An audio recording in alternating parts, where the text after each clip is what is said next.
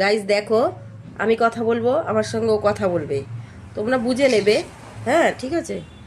আমার মনুর কিন্তু একটা খুব শিগগিরই একটা মেয়ে বউয়ের দরকার, তাই জন্য ও তোমাদেরকে বলছে তোমাদের কাছে যদি মেয়ে থাকে অবশ্যই ওকে একটা দিও।